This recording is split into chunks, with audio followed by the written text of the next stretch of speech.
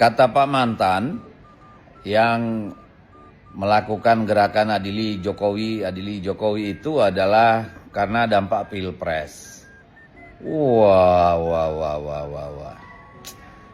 Berarti nggak nyimak tuh apa saja yang dituntut oleh kelompok-kelompok itu. Yang dituntutkan pengelolaan kekuasaan, pengelolaan politik hukum, ya, proyek-proyek PSN, oligarki, ya, soal lain-lain yang terkait dengan kebijakan sebenarnya. Nggak ada urusannya sama pemilu kayaknya. Dan kayaknya itu bukan kelompok-kelompok partai politik tuh atau kontestan pemilu kemarin. Apa iya ada orang Nasdem, PKB, PDI Perjuangan, Hanura, dan segala macam itu di kelompok-kelompok itu? Kok nuduhnya gara-gara pemilu sih?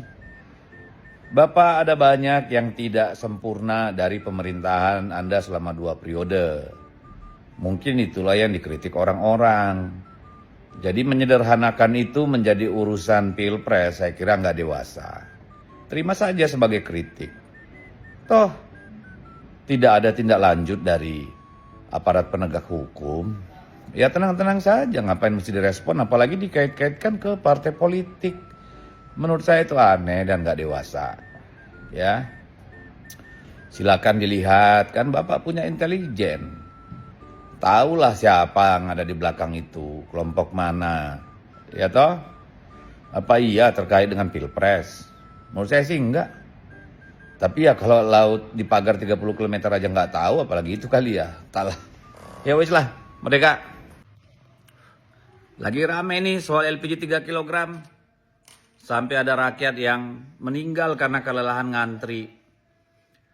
Para lansia, orang miskin disuruh pergi ke agen distributor untuk beli LPG 3 kg langsung. Yang biasanya ke pengecer. Nah, ini kebijakan yang aneh. Alasannya karena banyak pengoplos yang mengambil manfaat. Alasannya karena bocor ke industri, dibeli oleh yang tidak berhak, harganya lebih tinggi, subsidi tidak tepat sasaran, tapi yang dihukum rakyat. Gimana sih?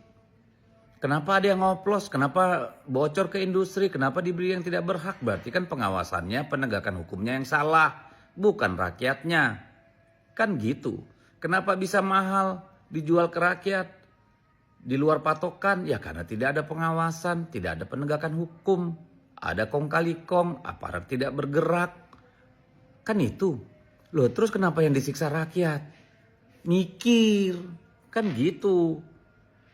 Kalau tidak mau terjadi penyelewengan ya penegakan hukum dong.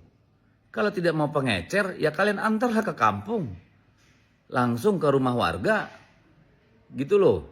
Suruh mereka mendaftar. Tanggal berapa mau diantar tuh sama agen distributor. Supaya tepat sasaran. Pasti biayanya lebih murah daripada kebocoran. Kenapa rakyat disuruh ngantri Pak? Sampai ada yang meninggal. Harus ninggalin dapur. Nggak bisa jualan. Sesat pikirnya kebangetan deh. Kalian yang nggak bisa kerja, rakyat yang dihukum. Kebangetan. Ada nggak keterlibatan Mulyono di dokumen itu? Begini, saya jawabnya dengan tegas dan jelas ya. Yang pasti, jika tidak penting dan tidak menyangkut negara, tidak mungkin dititipkan ke saya. Oke, aman ya. Oke. Itu nomor 1 ya. Bahwa menyangkut Mulyono sedikit banyak pasti. Apakah Mulyono saja? Belum tentu. Masih banyak yang lain juga. Tapi kalau, ya dong. Oke. Tapi kalau sekarang saya ditanya lagi, kira-kira apa? Saya bocorin aja ya. Mulyono ini lupa ya. Ketika dia punya gubernur Lemhanas, namanya Andi Wijayanto. Oke. Ya, ini saya masuk sekarang ke Andi Wijayanto.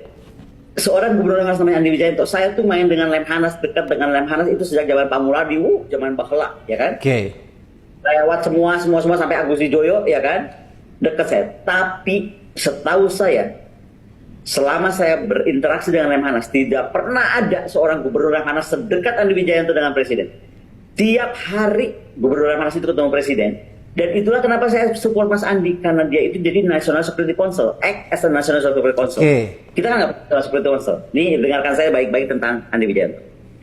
Tiba-tiba kasus Adi Wijayanto muncul dengan apalah berita nggak penting, waria itu nggak jelas, saya kehidupan pribadi itu nggak tahu saya, dan saya udah hafal.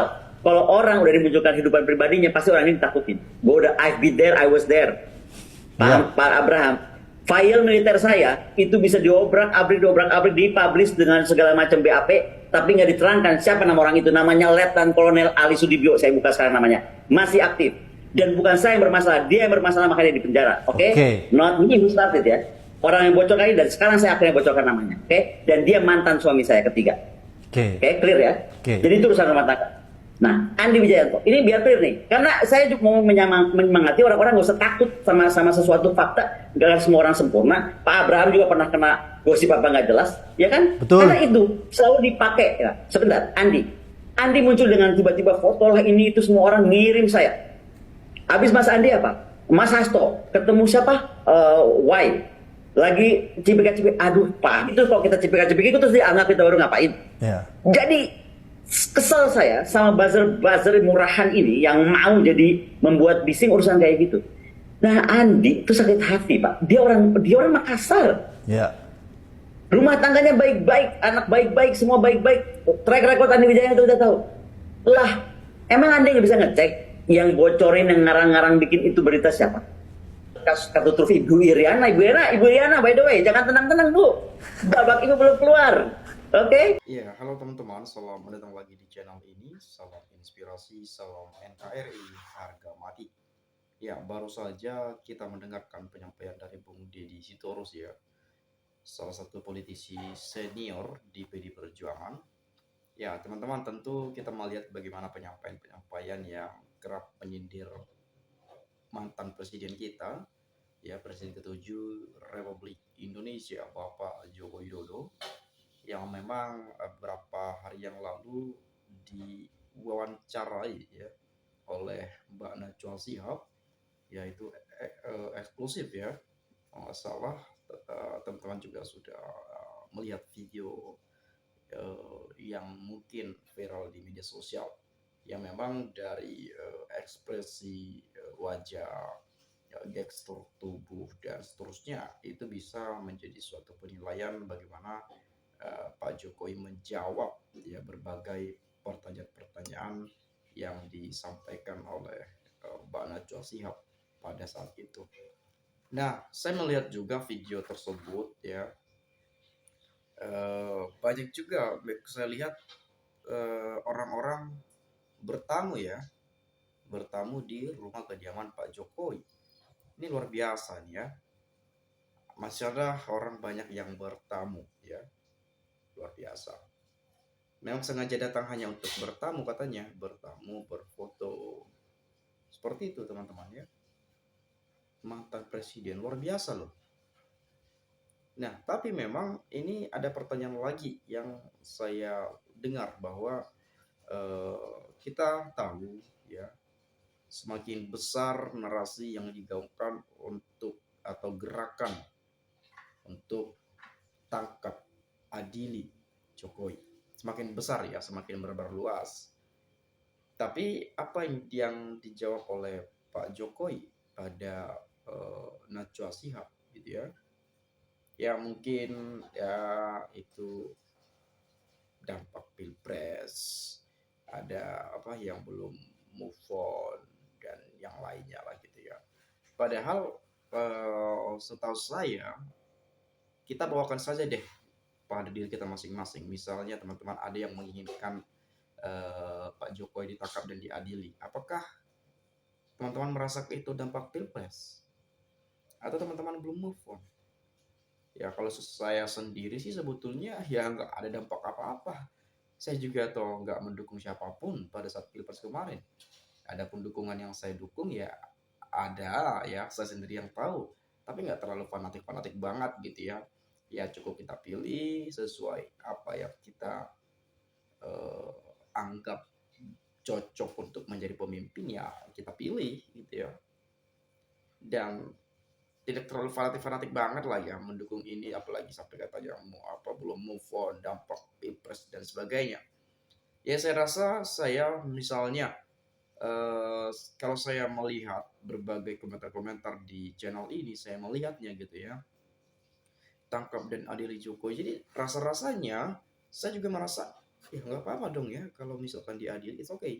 Ini kan permintaan rakyat banyak nih, ya bukan buzzer juga sebetulnya. Ini permintaan banyak masyarakat, bukan karena dampak pilpres, tapi lebih tepatnya dampak dari kebijakan-kebijakan yang memang tidak berkenan di hati masyarakat dengan berbagai tindakan perilaku politik yang memang tidak sesuai atau yang tidak seharusnya dilakukan oleh seorang pemerintah atau seorang presiden. Bagaimana kalau kita melihat banyak mengatakan hukum dijadikan sebagai alat kepentingan politik, bahkan pembegalan MK pada saat kontestasi atau pada saat pencalonan, ya Gibran belum layak pada saat itu, tapi dipaksakan tuh melalui Mahkamah Konstitusi, akhirnya diberikan kartu merah untuk mengikuti kontestasi pada pemilu Pilpres 2024 lalu. Apalagi misalnya pembagian bansos yang kurang tepat sasaran, misalnya adanya kebocoran-kebocoran anggaran, pembangunan infrastruktur yang mungkin ada hal-hal yang dirugikan, atau misalnya terjadinya PHK di mana-mana, terjadinya penggusuran, banyaknya para koruptor, mafia tanah dan sebagainya. Ya, harga-harga semakin tinggi. Ya, harga-harga semakin tinggi. Utang negara membengkak. Jadi istilah kata adili Jokowi misalnya menurut saya yaitu untuk meminta laporan pertanggungjawaban dari Presiden Jokowi. Presiden ke-7 ya, sekarang udah gak lagi ya. Dari Pak Jokowi. Ya sama lah misalnya kalau kita menjabat ya. Misalkan di dalam suatu organisasi kita menjabat ya setahun gitu ya. Nah di akhir tahun atau setelah menyelesaikan masa jabatan kita kan harus ada LPJ ya, laporan pertanggungjawaban. Jadi itu harus kita bacakan, harus kita sampaikan di dalam semacam forum yang dihadiri oleh berbagai anggota ya dan kerabat-kerabat yang lainnya, ya sekretaris dan sebagainya dalam organisasi misalnya. Dan mungkin begitu juga sekelas presiden ada laporan pertanggungjawabannya, apalagi ada hal-hal yang mungkin rakyat merasa ini janggal banget ini sudah tidak sesuai lagi nih dengan kebijakan, dengan aturan-aturan yang sudah ditetapkan. Ini ada nih pelanggaran nih, ada pelanggaran etik di sini, ada kasus yang mungkin kita sebut banyak indikasi-indikasi korupsi dan seterusnya. Apalagi tadi juga disebutkan berdasarkan OCCRP. Bagaimana kita melihat Pak Jokowi masuk dalam daftar nomor 3 tokoh terkorup di dunia.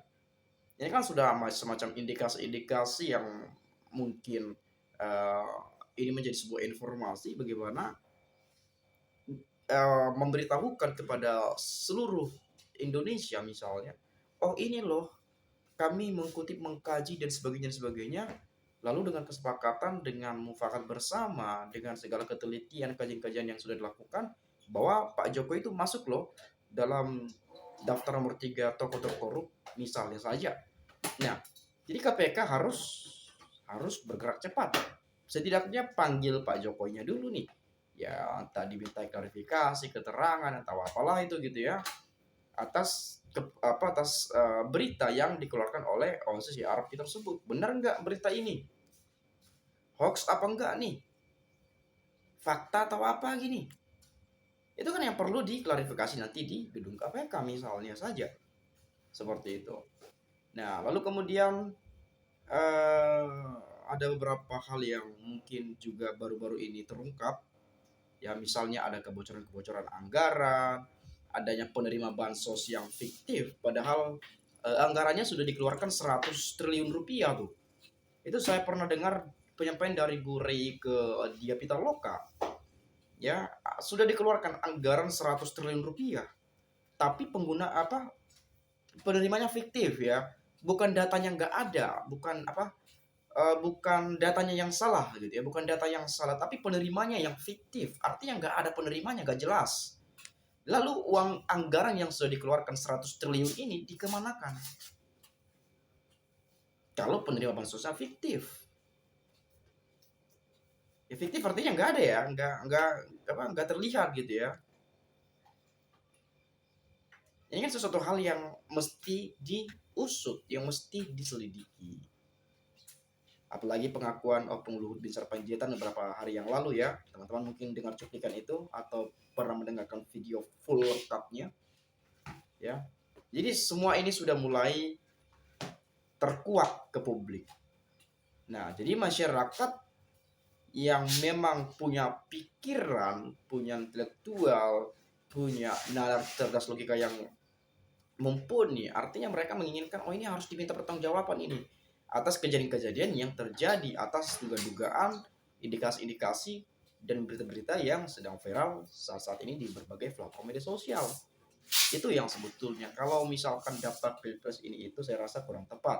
Saya bukan berpihak pada siapapun, tidak, tapi kita harus fair mengatakan ini ya. Mungkin teman-teman ada masukan lain dan pendapat lain, boleh silakan sampaikan di video ini. Itu saja mungkin dari saya. Terima kasih. Saya ucapkan salam inspirasi, salam NKRI, harga mati.